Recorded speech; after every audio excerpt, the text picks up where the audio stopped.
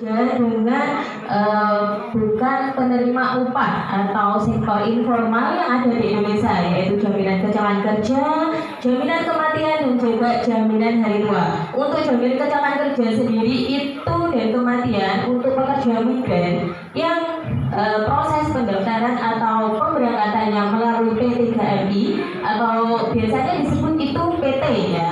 Kalau di sini orang biasanya nyebutnya itu PT. Nah, itu dilindungi mulai dari sebelum berangkat ke luar negeri atau ke negara penempatan. Jadi ketika PMI sudah melakukan pendaftaran ID itu sudah di cover atau sudah didaftarkan BPJS Ketenagakerjaan. Jadi ketika mau berangkat ke luar proses pendaftaran paspor, pembuatan paspor, terus ketika ke BLK, ke PT, atau mungkin yang Taiwan itu ke mau TETO, nah itu bisa tercover kalau terjadi resiko kecelakaan kerja. Ya, ada juga salah satu contoh pada tahun 2022 Desember itu ada salah satu PMI asalnya dari Gandusari itu kecelakaan ketika mau berangkat OPP ya, atau PAP. Jadi beliau itu mengalami kecelakaan dan posisinya itu meninggal di tempat. Jadi PMI itu juga tercover sama BPJS, mendapatkan santunan juga dari BPJS Ketenagakerjaan.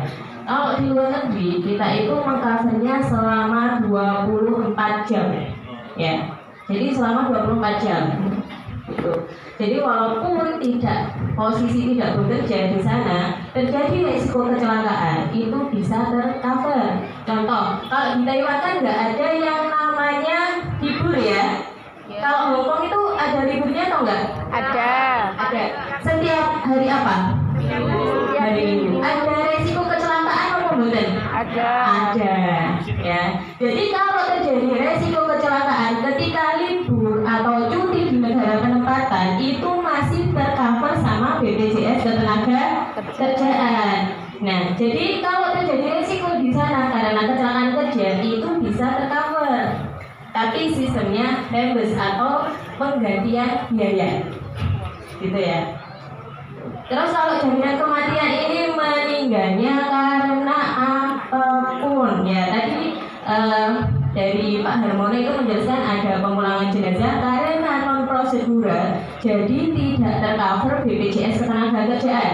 Ya, jadi otomatis tidak mendapatkan asuransi jaminan kematian gitu. Nah, kalau dia sesuai prosedur punya BPJS Ketenagakerjaan itu pasti tercover dan mendapatkan santunan kematian kayak gitu. Nah, untuk jaminan hari tua sendiri itu tabungan. Jadi PMI itu bisa mendaftarkan tabungan sendiri atau jaminan hari tua sendiri itu mulai dari 50.000 sampai 600.000. Bisa diambil ketika PMI sudah selesai kontrak kerja atau kita finish kontrak gitu. Bisa dibantu untuk next. Ini ada 20 manfaat untuk pekerja migran. Bisa dilanjut aja karena.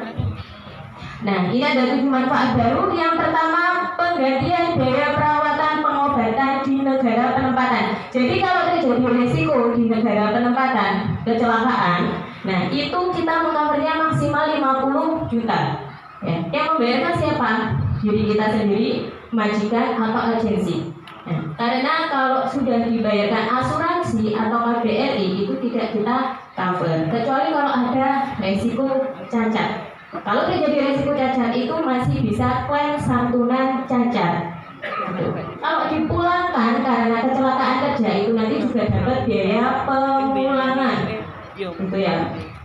Untuk biaya pemulangan itu maksimal 15 juta dengan kondisinya hidup untuk pekerja migran. Dan juga nanti ada santunan PHK akibat kecelakaan kerja dan pengobatan lanjutan di rumah atau di rumah sakit yang sudah bekerja sama dengan BPJS Ketenagakerjaan sampai dinyatakan benar-benar sembuh.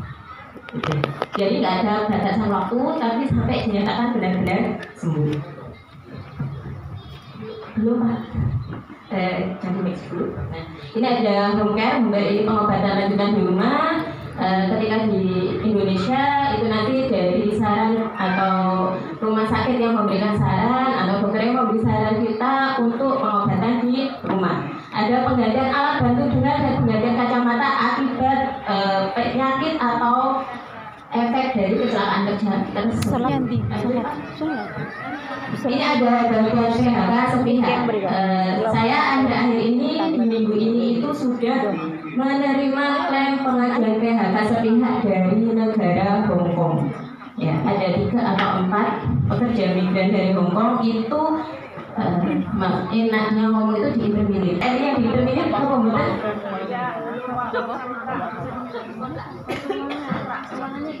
Nah, jadi kalau di interminate atau di PHK sepihak itu PMI bisa mengklaim bantuan PHK sepihak sebesar 1,5 juta dan juga biaya pemulangan akibat PHK sepihak itu maksimal 15 juta.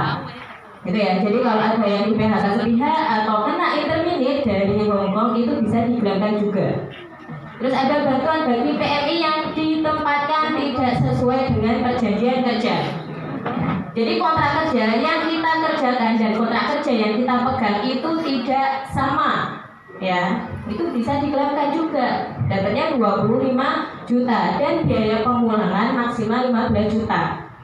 Gitu ya. Jadi kalau PMI kontrak kerjanya tidak sesuai, ketika sudah tahu kontrak kerjanya tidak sesuai di hari itu juga harus memutuskan untuk lanjut atau pulang, ya. Tapi harus tetap laporan ke KBRI karena KBRI itu sebagai perwakilan dari Indonesia menerima laporan kalau kontrak kita tidak sesuai. Nah, ini juga ada bantuan bagi PMI yang mengalami pemerkosaan. Apakah ada resiko? Ya, ada resiko nggak kira-kira PMI diperkosa? Ada. Ada resiko dapat kekerasan fisik? Ya. Jadi kalau ada PMI yang diperkosa atau dapat kekerasan fisik itu bisa klaim dapatnya 50 juta. Bukan berarti diperkosanya 5 kali, 10 kali, 5 kali 50 juta, ya. Jadi ketika diperkosa laporan yaitu tetap dapatnya 50 juta. Tapi harus ada hasil visum, ya. Itu wajib. Hasil visum, ada surat dari KBRI. Nah, itu harus ada, ya. Hasil visumnya dari mana? Kalau diperkosanya di Hong Kong ya harus dari Hong Kong.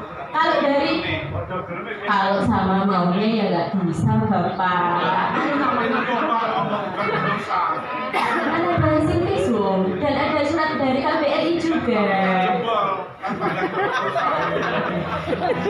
Itu berarti mau sama mau, Bapak. Nanti jangan tanya, Pak, anak saya nanti gimana, gitu ya.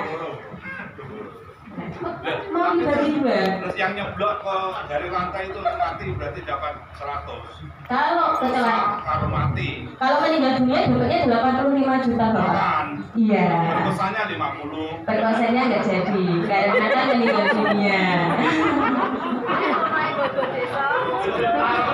Tenang, anaknya dapat beasiswa Bapak untuk 2 orang anak.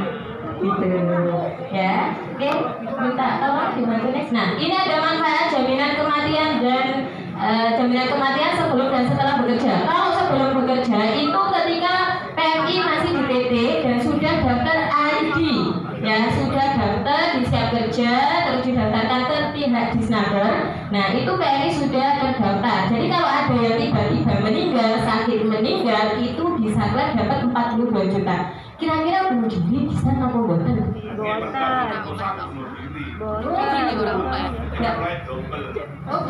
Kalau bunuh dirinya sukses tentu kita cover, Bapak. Nggak berhasil gimana? Iya, kalau bunuh dirinya sukses itu kita cover walaupun masih di Indonesia. Gitu. Kalau masih di Indonesia itu dapatnya 42 juta, gitu Pak. Tapi kalau sudah di negara penempatan, meninggalnya karena apapun, sakit, kecelakaan, meninggal, bunuh diri, nah itu dapatnya 85 juta. Aku kaya oleh 42 juta. Yo iki apa sih ini? BPJS Ketenagakerjaan. Yang penting sukses Pak meninggalnya. Terus CHT. Iya. Jaminan hari tuane bilang Yang bunuh diri bukan sukses Bapak. Ya, benar-benar meninggal gitu loh Bapak. Tapi klaimnya yo Iya, rada ruwet. betul sekali. Jen Itu dapat kalau meninggalnya di sana 85 juta. Ping Kalau oleh kurang. meninggal karena apapun di Indonesia Mergone itu surat dapatnya tuntutan 42 ini juta. salah. Terus kalau setelah itu gimana? Setelah itu kalau kita sudah pulang atau finish kontrak itu masih tercover 30 hari ke depan kalau ada yang meninggal. Terus atau di interminate atau dipulangkan karena sakit 30 hari ke depan belum ada 30 hari meninggal itu dapat 42 juta untuk ahli warisnya gitu ya. Besar 12 juta sekaligus. Beda dengan santunan cacat, beda juga dengan jadi santunan itu ada santunan cacat total tetap, anatomis dan fungsi. Ya, jadi kalau cacat total tetap berapa hak klaim sebesar 10 juta, resiko gagal berangkatnya. Gitu. Nah, terus ada resiko gagal ditempatkan. Nah, resiko gagal ditempatkan ini PMI sudah nyampe negara penempatan, ternyata gagal. Jadi belum sempat bekerja, majikannya meninggal, terus akhirnya PMI dipulangkan. Nah, itu mendapatkan 25 juta dan biaya pemulangan maksimal 15 juta gitu. Ada pemulangan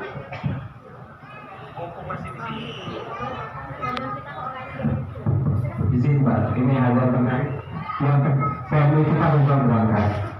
Kami lagi menangani di Malang, PMI-nya itu gagal berangkat bukan oleh keinginan sendiri, tapi juga bukan karena majikannya menolak, tapi kebetulan PMI-nya ini dokumennya ditahan sama polisi. Nah itu seperti apa? Karena Yang memberangkatkannya PT-nya ini ternyata ada masalah, ada kasus. Jadi ada hubungan bersalah, akhirnya gagal berangkat. Dan mereka sudah OTP, sudah punya BPJS, tinggal berangkat. Permasalahannya terjadi ketika sebelum berangkat, penanggungannya ada masalah, itu sehingga ditahan sama polisi yang pihak yang calonnya gitu ya, kemudian dokumen-dokumennya diambil, padahal mereka siap berangkat. Itu gimana? Makasih. polisi.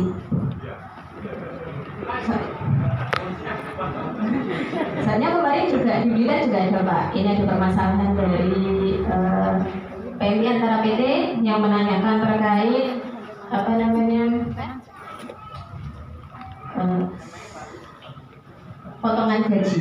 Akhirnya dia di cancel sama pihak majid dari pihak PT dan itu juga permasalahannya ke polisi. Tapi dokumennya sama pihak PT yang ada di berita itu sudah diberikan semua, termasuk paspor, BPJS dan persyaratannya. Tapi kalau yang seperti itu karena di cancel sama pihak PT, nah itu juga belum tidak bisa klaim ke BPJS ketenagakerjaan. Kalau yang di Malang ini jujur Pak, saya juga belum pernah menerima. Nanti kita juga laporkan ke atasan yang lebih lagi ke Kanwil atau ke pusat untuk terkait semua resikonya. Jadi untuk kasusnya ini, karena ini masih baru Pak, gitu. Semoga juga bisa. Soalnya kita juga belum pernah sama sekali Pak untuk kasus yang ini. Biasanya itu yang PMI yang gagal berangkat itu yang biasanya majikannya itu meninggal atau yang dirawat itu nggak jadi ngambil kita itu Pak yang klaim ke kita. Jadi untuk kasus yang ditahan pihak kepolisian, nah ini nanti kita laporkan dulu.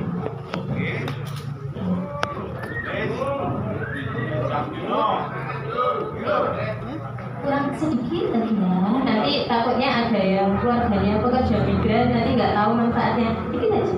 Sambung lagi besok. Oke, 5 menit lagi ya Pak ya. Oke. Ada pemulangan PMI bermasalah yang tidak melanggar hukum, contoh sakit dipulangkan. Jadi di kita itu banyak sekali PMI yang dipulangkan karena sakit. Yang terakhir ini klaim kita dari Bilangun, dia ini sakit kanker kelenjar getah bening, itu juga klaim biaya pemulangan dan sudah cair. Terus contoh yang interminate PHK sepihak atau kontrak kerja tidak selesai itu juga bisa klaim ke BPJS untuk biaya pemulangan. Terus ada pemulangan akibat kecelakaan kerja kondisinya hidup itu juga sama, biaya pemulangan maksimal 15 juta. Nah, ini untuk besaran beasiswa kalau PMI meninggal dunia di negara penempatan. Jadi anaknya itu bisa menerima beasiswa untuk TK dan SD 1,5 juta per anak per tahun, SMP 2 juta per anak per tahun, SMA 3 juta per anak per tahun, dan kuliah atau perguruan tinggi itu 12 juta per anak per tahun. Jadi kalau ada PMI yang meninggal di sana punya BPJS, anaknya pasti terlindung beasiswanya. Ya, anak maksimal 2 yang mendapatkan beasiswa tidak menikah dan tidak bekerja ketika mendapat manfaat beasiswa tersebut. Bisa next. Nah, ini untuk pengajuan klaim bisa di hotline PMI, BPJS Ketenagakerjaan, .go.id atau ke kantor cabang. Kalau kita kantor cabangnya itu ada di Jalan Palem, selatannya terminal. Kalau saya ada di TSA. Nah, untuk pengajuan klaim bisa PMI atau JPMI-nya sendiri, ahli waris, BP2MI, perwakilan RI, KBRI, KJRI, KBEI, bisa P3MI atau PT, tujuan bina penaker, Disnaker provinsi, kota, kabupaten, antar desa. Untuk tahapannya, kecelakaan kerja itu harus segera lapor ke KBRI kalau kecelakaan di negara penempatan. Karena nanti yang verifikasi biaya pengobatan perawatan itu semua dari KBRI, gitu ya. Termasuk kalau ada yang sakit di pelanggaran, kayak gitu. Terima kasih. Ada yang mau ditanyakan dari sini?